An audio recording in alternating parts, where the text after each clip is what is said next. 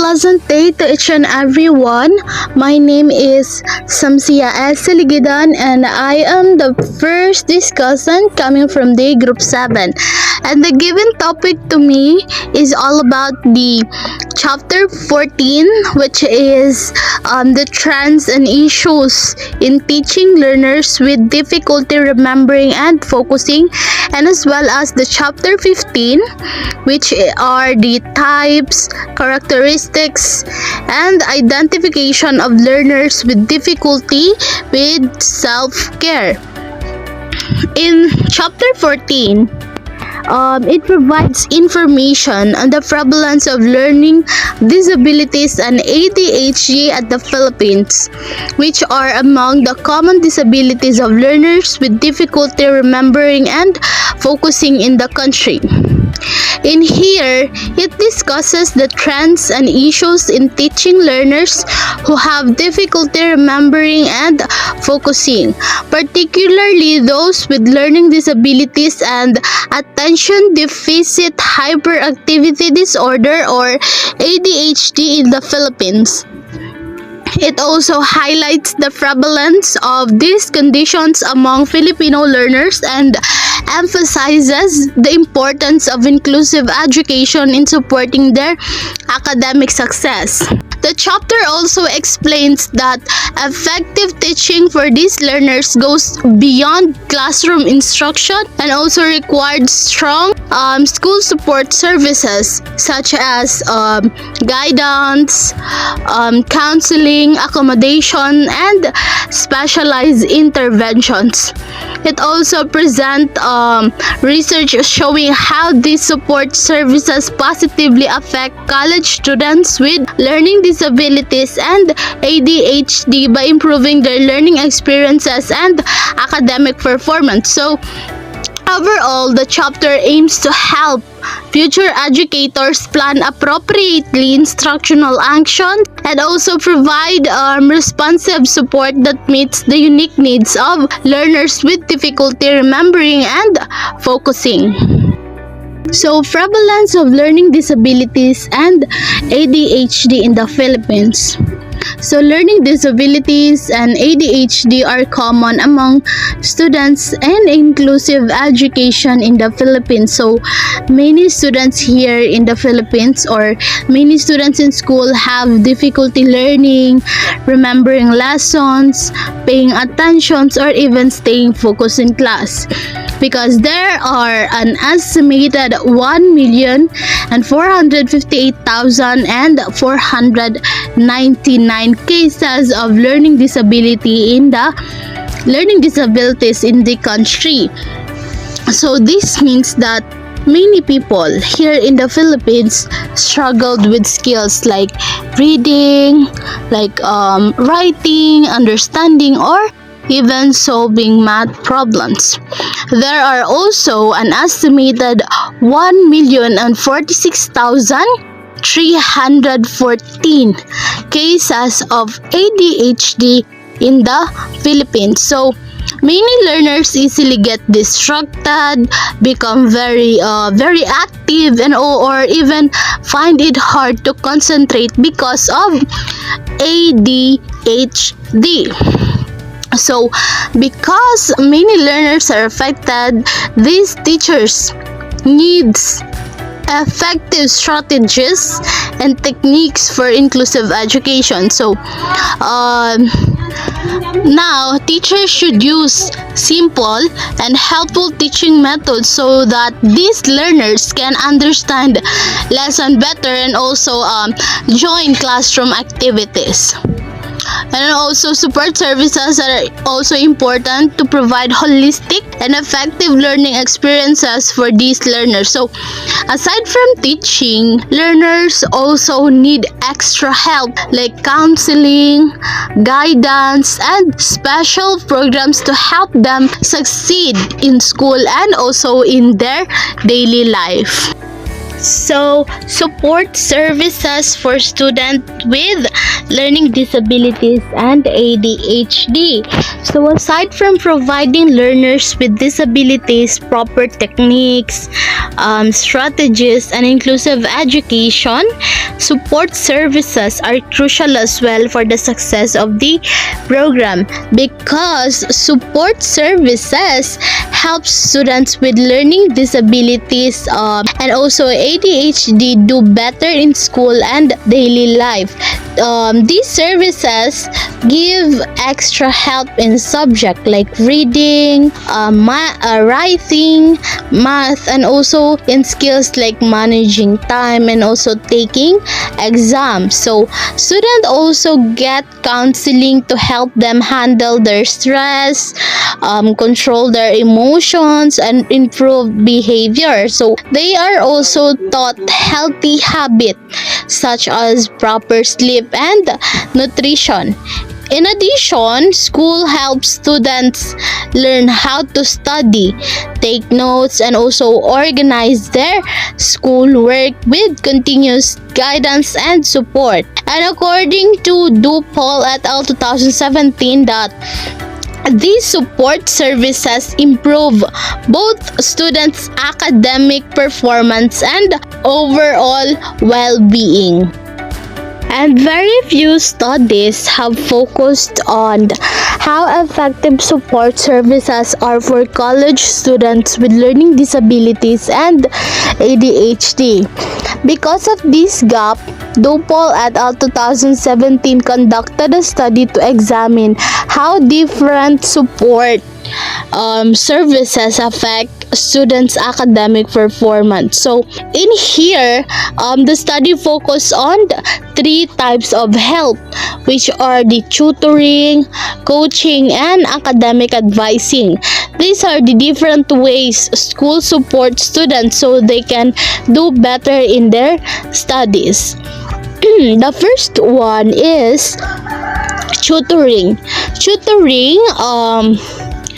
Tutoring gives students individual or small group help based on their needs. It focuses on skills like writing, organizing ideas, reading, note-taking, test preparation, and subject-specific lesson. In tutoring, this means that it gives students extra help in small group or even one-on-one sessions. It helps them improve skills like the writing skills, the reading skills, organizing ideas, taking notes, and even preparing for exam or difficult subject. The next one is coaching. Coaching involves one-on-one session with trained professionals. It uses a non-directive approach to help students think about their learning, become more independent, and improve self-management and academic skills. In coaching, it is when trained professionals talk with students one-on-one to guide them. Instead of directly telling answers, they help students learn how to think better, manage their work, and become more independent in their studies. And lastly, we have the academic advising.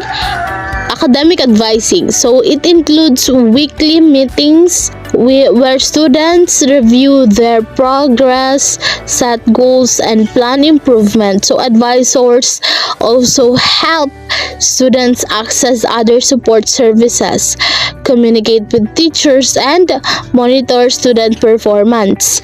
In academic advising, students meet regularly with an advisor. So the advisor help them check their school progress, to set goals, and find support when needed. So they also help students talk with teachers and make sure that they are doing well in school.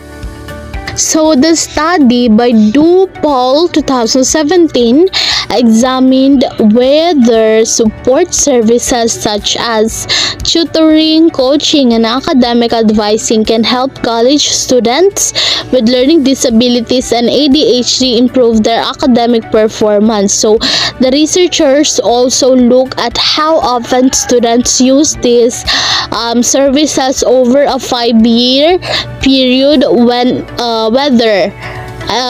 and whether more use of these services led to higher grade point average or GPA. So the findings show that coaching was helpful for improving the academic performance of many students, but it was especially beneficial for students with ADHD because it helped them improve focus, self-management, and independence. So, tutoring also helps students by giving them academic support, but the biggest improvements in GPA was seen among students with learning disabilities. So overall, the results shows that the different students benefit from different types of support, which means that the school should provide targeted and personalized services based on the specific needs of learners. Now let's move on to the chapter 15, which talks about the types, characteristics, and identification of learners with difficulty with self-care. So, in chapter 15, this focuses on learners who have difficulty with self-care, especially those with intellectual disabilities. So, it basically talks about learners who have difficulty taking care of themselves, so especially those with intellectual disabilities. It also explains what intellectual disability is and how its meaning has changed over time. It also talks about how common it is in the Philippines, its causes, and other conditions that may happen with it. So, the chapter shows the different levels of intellectual disability and also discusses tools used to assess learners. It also includes a guide or a flow chart to help identify students with intellectual disabilities. Now, for the next topic, this is the history of intellectual disability. So, the following timeline presents the milestone in the history of intellectual disability. So, the first year is 1990. Here, in 1990, accepted clinical terms for intellectual disability include imbecility, feeble-mindedness, and mental deficiency. In this year, in 1990, doctor used rude and outdated words like imbecile, feeble-mindedness, or feeble-minded, mental deficiency. So these words were used to describe people with intellectual disabilities, but they were not fair or accurate because today we just say intellectual disability. So in this period, people with intellectual disability were often sent away to institution. Sometimes they were kept separated from society, and also many people wrongly believed that they were lazy, they were poor because of bad behavior, they more likely to commit crimes, and also they see those people with intellectual disability as immoral. And now, in 1904, first textbook about intellectual disability, Martin Barr published Mental Defectives, the first text that suggests that hereditary factor play an important role in intellectual disability.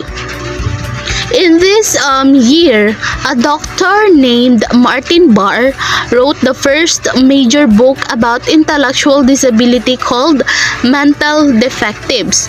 He said that intellectual disability might be passed down from parents or heredity.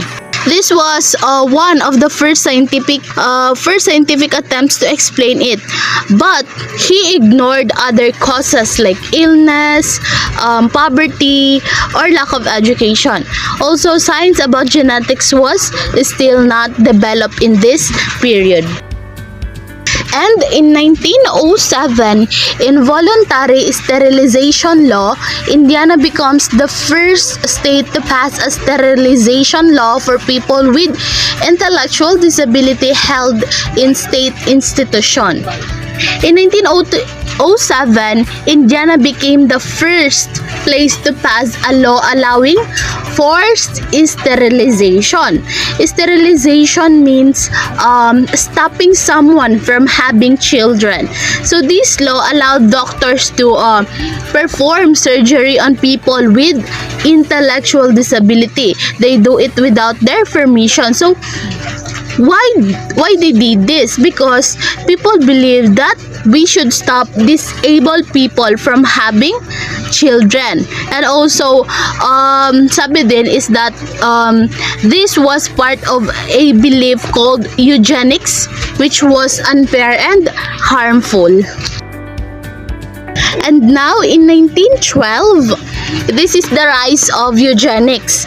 Through the Kalilak family and other pseudo-scientific case history on the heritability of intellectual disability, eugenicists aim to isolate people with disabilities from the community and establish forced sterilization laws. So, in 1912, this is the rise of eugenics ideas. Some writers publish stories like the Kalilak family, wherein they claim that intellectual disability and poverty are passed down in families. And also some families, they also said that some families are bad and or defective. But these studies were not accurate. This is also biased and also not real science. So what eugenics tried to do ba? Those people who believes in eugenics, they wanted to separate people with disabilities from society. They also wanted to stop them from having children. They also control who should or should not produce, which this belief led to more discrimination, more forced sterilization, and also people being treated unfairly just because of their disability. Now, for the next year, in 1920, the institution system expands. Nationwide, institutions for people with intellectual disability rapidly reach capacity. Now here, according to my research, by 1920, many countries, especially the United States, built more institutions for people with intellectual disability. So those people with intellectual disabilities were often taken away from their families. They sent to live in institutions for many years or even for life. They also given little freedom or education. So this institution became crowded.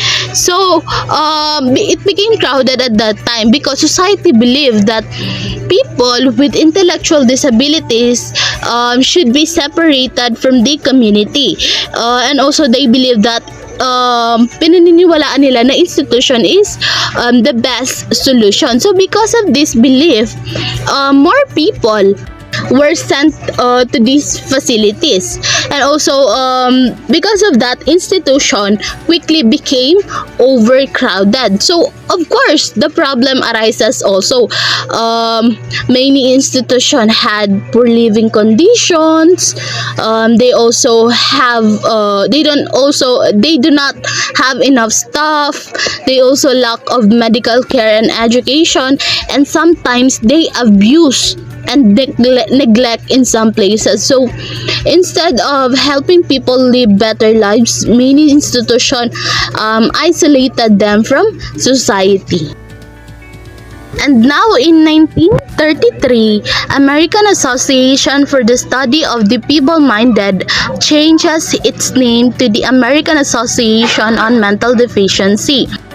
In this year, the American Association for the Study of Feeble-Minded changed its name to the American Association on Mental Deficiency. So why did they change the name? Because they believe, or sinabi nila that the word feeble-minded was becoming seen as insulting and unscientific, and the organization wanted a more professional medical language.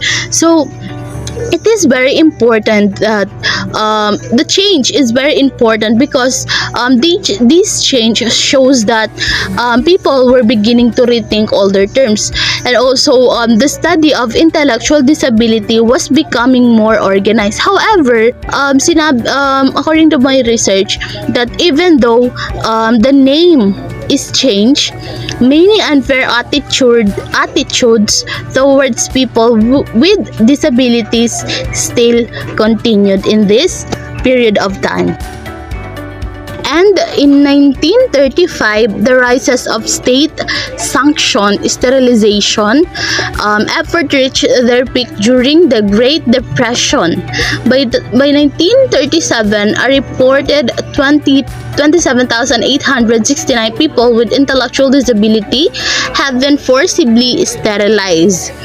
So in this time, during the Great Depression, forced sterilization become more widespread. So the Great Depression was a time of severe economic hardship when people were poor and unemployed. So governments believed that people with intellectual disabilities were a burden on society. Also, governments preventing them from having children would cause or would reduce poverty and social problems. Also, in 1937, about 27,869 people with intellectual disabilities had been forcibly sterilized in the United States. So, of course, many surgeries were done without their consent, without fully explaining the procedure, and also it was done on people living inside the institution. So this sterilization, this action violated the human rights and also the personal freedom. So today, forced sterilization is recognized as unethical, discriminatory, and as well as a serious abuse of people with disabilities. But then in this time in 1935, forced sterilization becomes more common. So in 1930 to 1950, institution overcrowding. Number of people with intellectual disability in state-funded institutions grew from around 60,000 in 1930 to nearly 140,000 in 1950. So between 1930 and 1950, the number of people with intellectual disabilities living in state institutions increased from about 60,000 to nearly 140,000. This means that more than double the number of people were institutionalized in just 20 years. So the number of people who have disabilities were increased because some families were encouraged to send their relatives away. Some also, the society feared, natatakot na sila sa disability, and also meron lamang silang few services or school available, and also yung mga tao is that they believe that institutions could control disabilities and can keep them their society safe. So because of this, Of course, marami nang nasasend doon sa institution. So, the institution became overcrowded. It became too full. And because of that, the living condition worsened. And also, the people received less care and attention. And also, the diseases spread easily. Now, in 1946, Slaves or Patients, it is an article detailing the poor conditions inside Maryland's Rosewood State Training School is published in the Catholic Worker. In this year, an article called Slaves or Patients was published in the Catholic Worker newspaper. In this article, it talks about the terrible conditions inside the Rosewood State Training School in Maryland, a government institution for people with intellectual disabilities. So, in this article, it reveals the overcrowded rooms, the poor food and hygiene, the lack of medical care, the harsh treatment of residents, and also the residents being forced to work without proper pay or freedom. So, the title Slaves or Patients question whether the people in the institution were being cared for like patients or treated like slaves. And for the next one, in 1950, nationwide parent movement begins to offer help and support to parents across the country.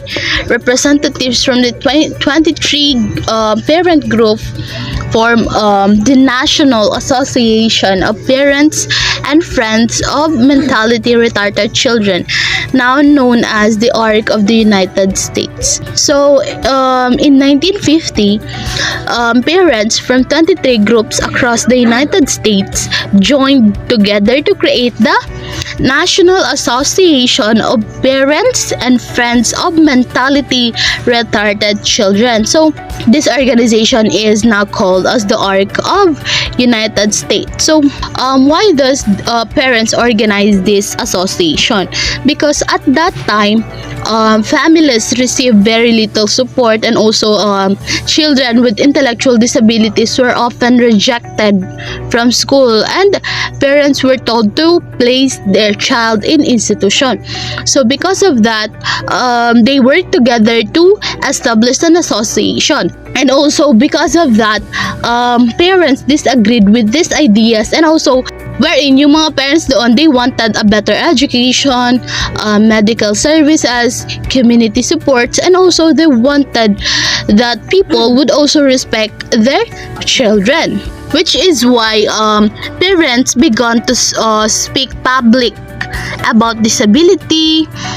Families started fighting for equal rights and opportunity, which helped change the public attitude. So instead of hiding their children with disabilities, family began advocating for inclusion and acceptance. And now in 1950 to 1953, parents in the spotlight speak out. Author Pearl S. Buck, The Child Who Never Grew, and the actress Dale Evans Rogers, Angels Unaware, write candid stories about their daughters who were born with disabilities. Their stories quickly became touchstones for advocates of people with intellectual disability. So, between 1950 to 1953, author Pearl S. Buck wrote a book called The Child Who Never Grew about her daughter who had an intellectual disability. In this book, she describes the challenges of raising her daughter, and also she spoke honestly about society's unfair attitude, and also she encouraged understanding and compassion. And also the actress Dale Evans Rogers, who wrote Angels Unaware, a book about her daughter who was born with disability.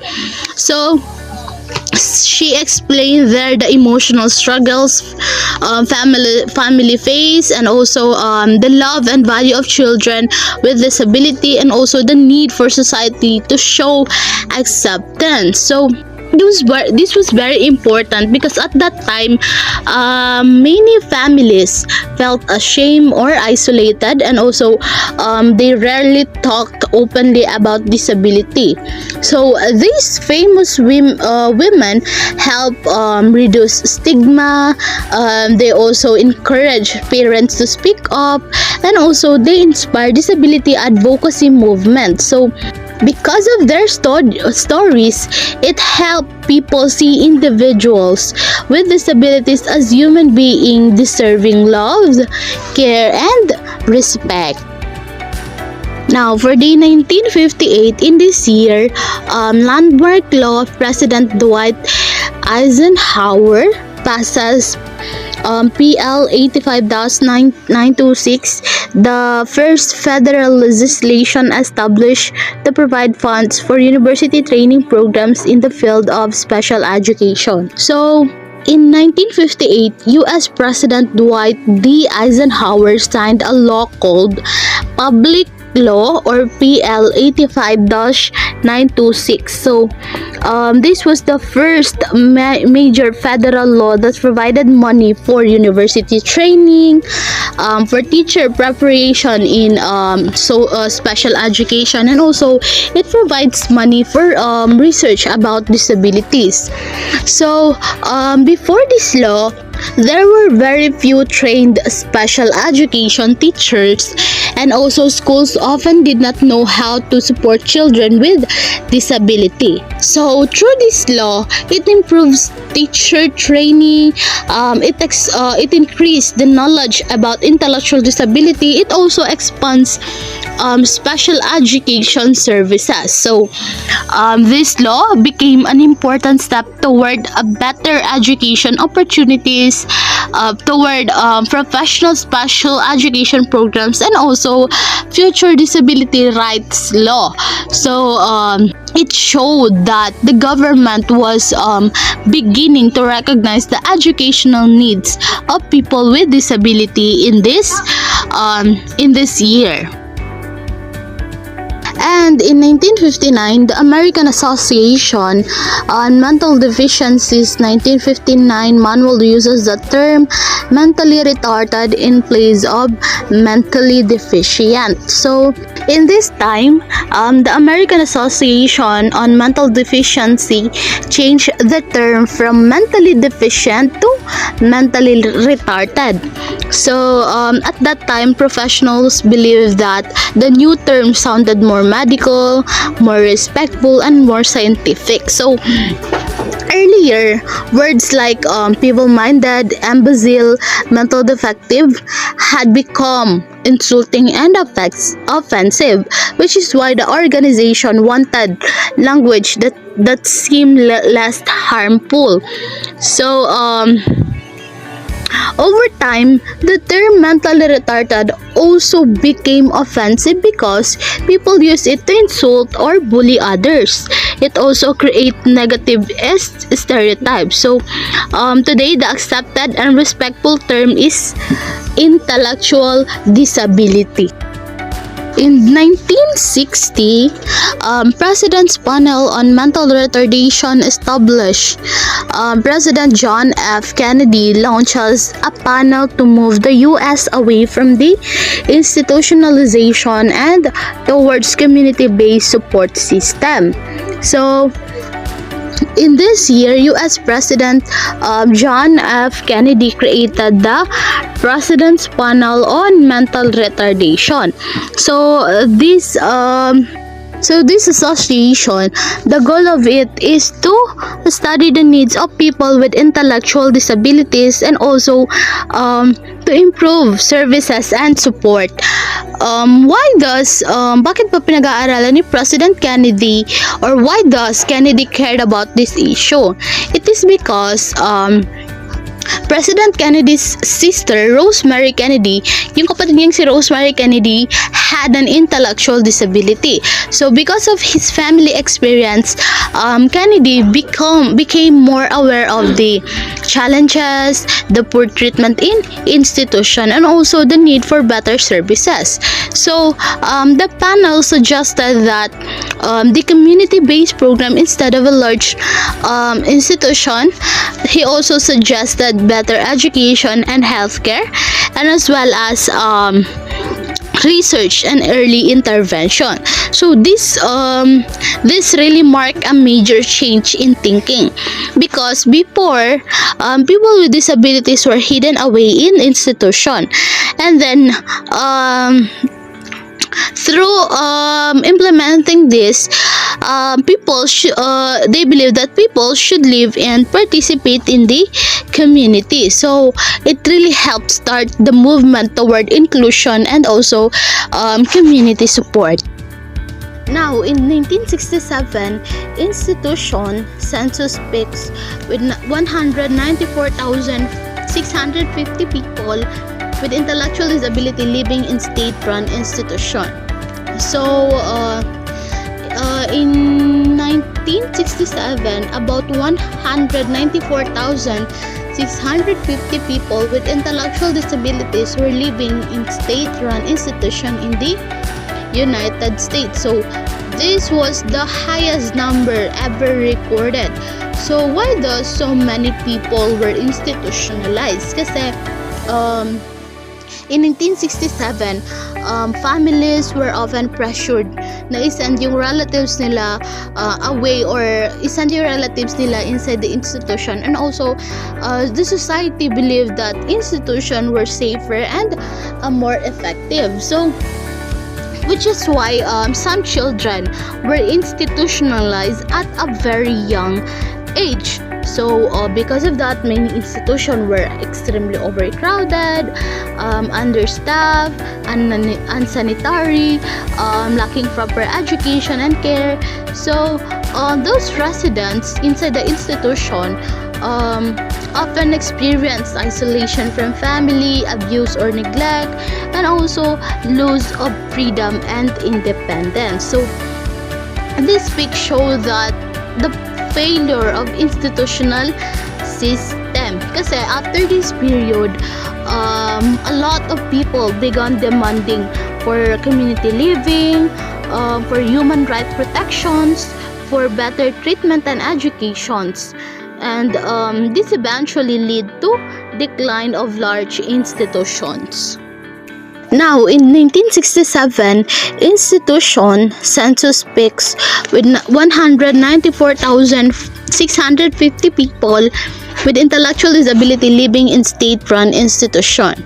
So, in 1967, about 194,650 people with intellectual disabilities were living in state-run institution in the United States. So this was the highest number ever recorded. So why does so many people were institutionalized? Kasi in 1967, families were often pressured na isend yung relatives nila away, or isend yung relatives nila inside the institution, and also the society believed that institutions were safer and more effective. So which is why some children were institutionalized at a very young age. So because of that, many institutions were extremely overcrowded, understaffed, unsanitary, lacking proper education and care. So those residents inside the institution often experienced isolation from family, abuse or neglect, and also loss of freedom and independence. So this pic shows that the failure of institutional system. Kasi after this period, a lot of people began demanding for community living, for human rights protections, for better treatment and educations. And this eventually led to decline of large institutions.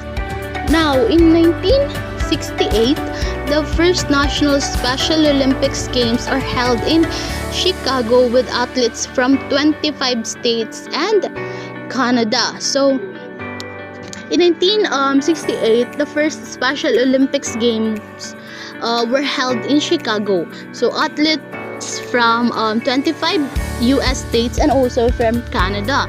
So, the purpose of this Special Olympics or it was being created to give people with intellectual disabilities opportunities in sport, and also to build confidence and self-esteem. So, who helped start it?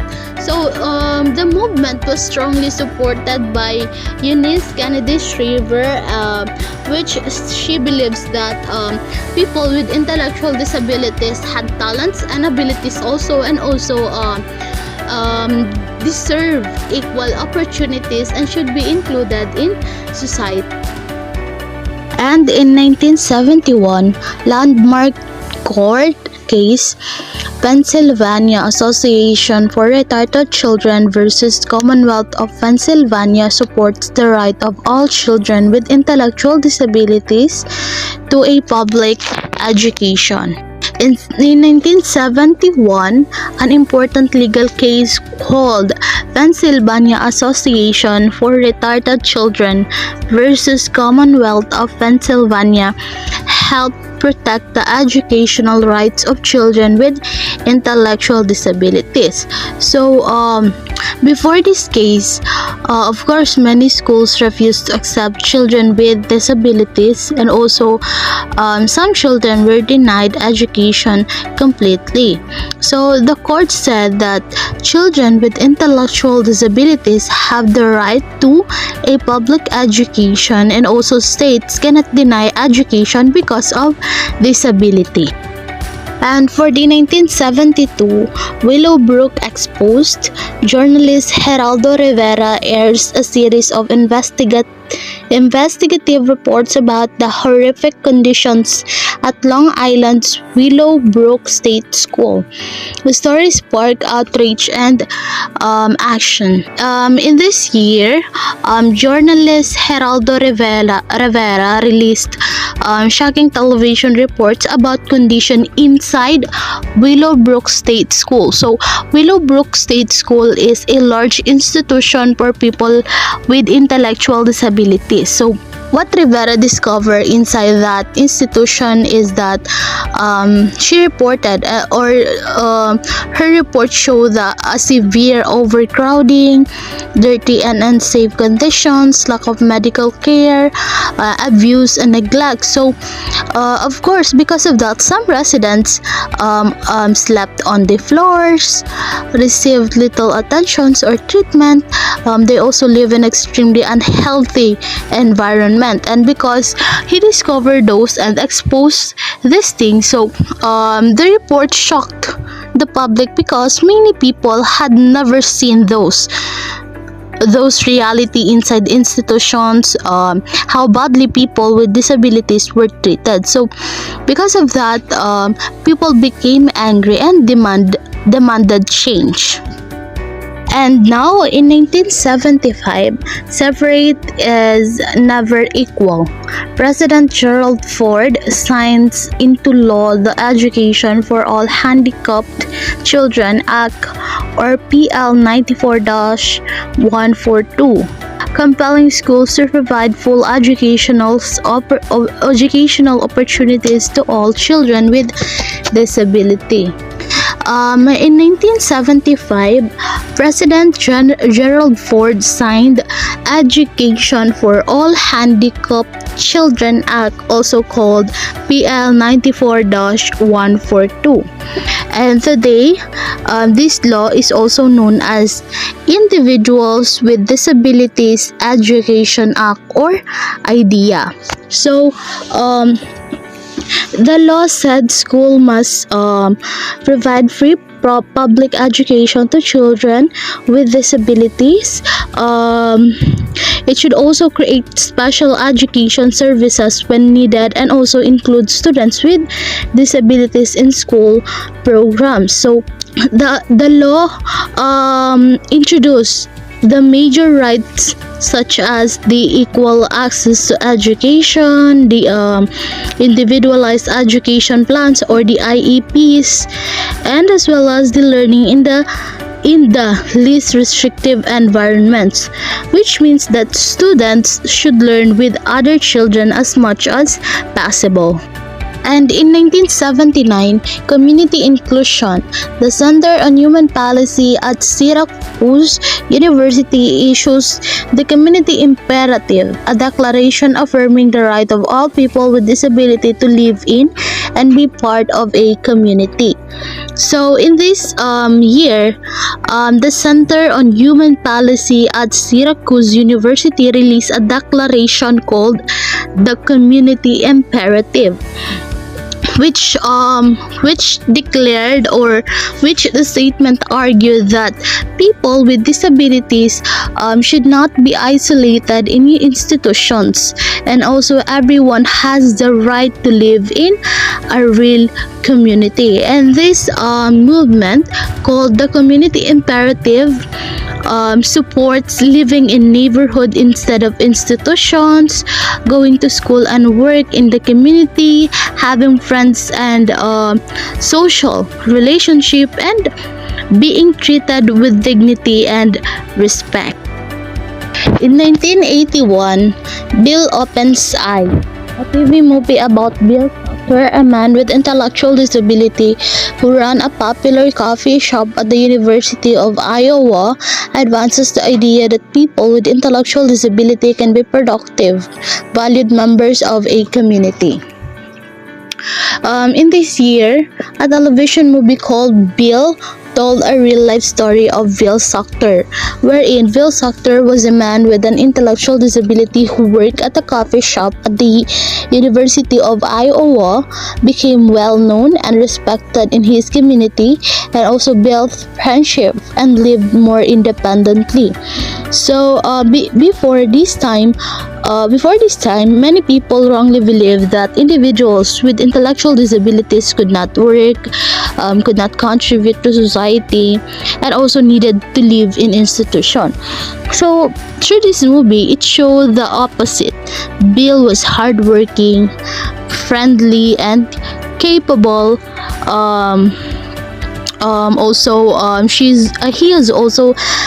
also valued member of the community. So through this film, it helped change public attitudes. It also increases understanding and acceptance. In 1987, Willowbrook closes its doors. So in this year, Willowbrook State School, which I have mentioned earlier, officially closed due to the reason that years earlier, investigation was being revealed, and it was being showed there that the horrible living conditions, the abuse and neglect, and also the severe overcrowding. And lastly, by the year 2013, more opportunities and more to come. Professionals, families, and self-advocates are working together to advance inclusive education, college and career readiness, and real job for real pay. So, this is all about expanding opportunities and inclusion, and also working together for progress, because by the year 2013, professionals, families, teachers, and self-advocates were working together to improve life opportunities, people with intellectual disabilities. And also they said, or their message was about nothing about us without us, which means that people with disabilities should be included in decisions affecting their lives. And I think that concludes for my report. Once again, a pleasant day, and thank you for listening.